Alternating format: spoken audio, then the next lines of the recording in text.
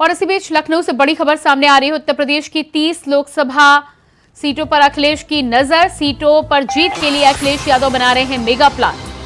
30 सीटों में 17 आरक्षित और 13 मुस्लिम बाहुल्य सीट। मायावती ने साथ चुनाव लड़ने से किया इनकार। बसपा सुप्रीमो ने कहा अकेले दम पर लड़ेंगी चुनाव। तो उत्तर प्रदेश की 30 सीटों पर सपा सुप्रीमो अखिलेश यादव की खास नजर। बनाया जा रहा है मेगा प्लान। उत्तर प्रदेश की 30 लोकसभा सीटों पर अखिलेश यादव की नजर।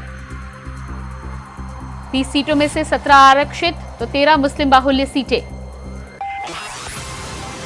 वहीं बसपा सुप्रीमो मायावती की बात करें तो बसपा सुप्रीमो मायावती ने एक बार फिर से एक्स पर पोस्ट साझा करके किसी भी तरह के गठबंधन से इनकार किया है।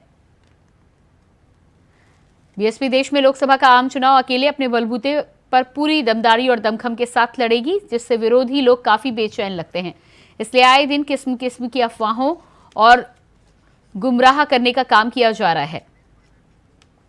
और इसी खबर पर हमारे साथ लखनऊ से स्टेट कोऑर्डिनेटर अनिल पाठक जुड़ चुके हैं। जी अनिल, जिस तरह से बसपा सुप्रीमो ने एक्स पर अपनी पोस्ट साझा की और एक बार फिर से तमाम तरह की खबरों को लेकर गठबंधन से खंडन कर दिया है, क्या लगता है आपको किस तरह की राजनीति है? अकेले दम पर चुनाव लड़ने के लिए बिल्कुल तैयार है और तमाम कांग्रेस की जो योजना है उस पर पानी फेरती हुई नजर आ रही है बसपा सुप्रीमो। हाँ, बेशक प्रियंका, जो उत्तर प्रदेश की सियासत है वो फिर एक बार जो है करवट लेती नजर आ रही है। हालांकि बसपा सुप्रीमो ने अपने एक्स पर एकदम स्पष्ट कर दिया है कि बहुजन समाज पार्टी अपने दमखम पर अकेले चुनाव लड़ेगी।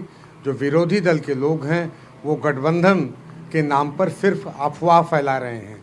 लेकिन इसी कड़ी में आज समाजवादी पार्टी कार्यालय पर अखिलेश यादव ने एक बैठक की है, पदाधिकारियों के साथ अपनी रणनीति तय की है।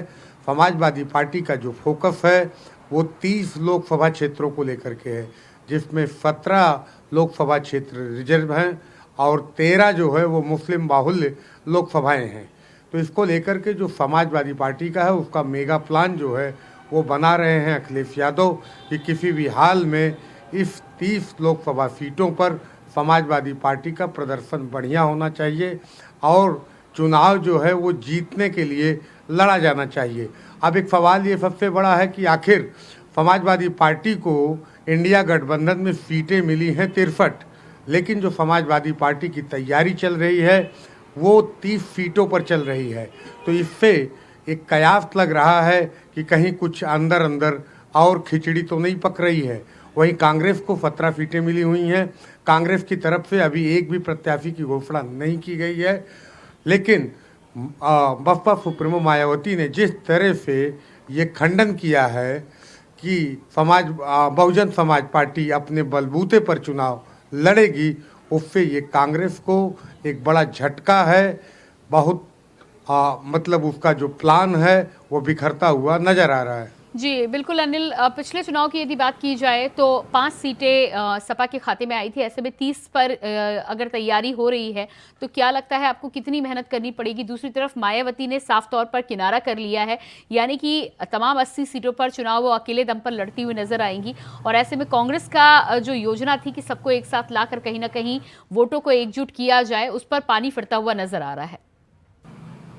देखिए प्रियंका, अगर हम बात करें 2019 के चुनाव की तो उसमें बहुजन समाज पार्टी जो है वो बड़े भाई की भूमिका में थी और समाजवादी पार्टी जो है छोटी भाई की भूमिका में थी। बसपा को जो सीटें मिली थी वो 38 मिली थी, समाजवादी पार्टी को 37 सीटें मिली थी, जिसमें बसपा ने 10 सीटें जीती थी और समाजवादी पार्टी को सिर्फ 5 सीटें मिली थी। मुलायम परिवार के अधिकांश लोग चुनाव हार गए थे।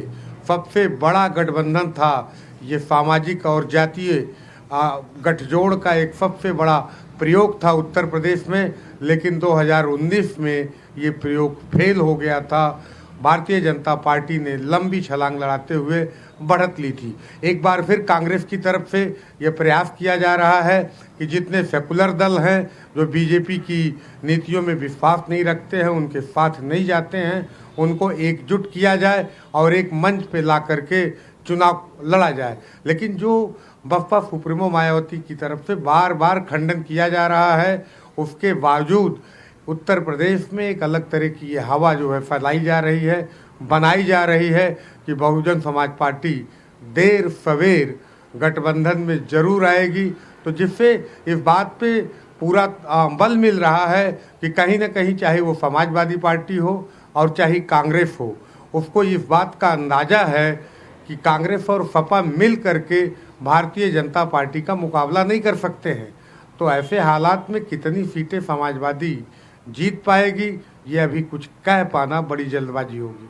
जी बिल्कुल, तो जिस तरह से तमाम गणित यहाँ पर भिड़ाया जा रहा है, लेकिन आपका जिस तरह से अंदाज़ा है कि 30 सीटों पर तैयारी हो रही है और अभी भी मायावती के आने की गुंजाइश को लेकर इंडिया गठबंधन चल रहा है, लेकिन मायावती ने जिस तरह से दूसरी तीसरी बार खंडन किया है और कहीं ना कहीं मीडिया में चल रही तमाम खबरों का भी हवाला देते हुए उन्होंने कहा है कि इन खबरों पर भरोसा और विश्वास नहीं करना चाहिए जनता को। तो इसके बाद क्या लगता है, इसके बाद क्या फैसला इससे इतर आ सकता है? हाँ देखिए प्रियंका, कभी कभी सियासत में जो होता है वो दिखता नहीं है जी। ये होता है, कभी कभी ऐसा भी होता है। लेकिन बसपा सुप्रीमो की तरफ से जिस तरह से ये खंडन किया गया है, हमें जहाँ तक याद है कि दूसरी बार सुश्री मायावती ने ये खंडन किया है कि बहुजन समाज पार्टी अकेले अपने दम खम पर चुनाव लड़ेगी। एक्स पर पोस्ट किया है बसपा सुप्रीमो ने, बावजूद इसके जो बार बार कांग्रेस की तरफ से और सपा की तरफ से भी दबी छुपी जबान से ये प्रयास किया जा रहा है, लेकिन अभी तक औपचारिक रूप से कांग्रेस ने भी ऐलान नहीं किया है कि उनकी तरफ से प्रयास किया जा रहा है। लेकिन अंदर खाने में इस बात की चर्चा जरूर है कि कांग्रेस के top leadership Baspa supremo Mayawati से वार्ता कर रही हैं। इस बात पर खास फोकस किया जा रहा है कि इस बार गठबंधन के लिए खुद सोनिया गांधी जो हैं वो मायावती से वार्ता कर रही हैं। इस बात की भी चर्चा है सियासी गलियारों में कि गठबंधन जो है वो मायावती का प्रधानमंत्री चेहरा भी बना सकता है अगर बहुजन समाज पार्टी गठबंधन में आती है। बहरहाल अभी ये बातें केवल कोरी अफवाह ही हैं, क्योंकि मायावती की तरफ से जिस तरह से खंडन किया गया है उससे साफ स्पष्ट हो गया है कि बसपा के गठबंधन में शामिल होने का कोई आधार नहीं है। जी बिल्कुल अनीस, तमाम जानकारी के लिए बहुत शुक्रिया आपका।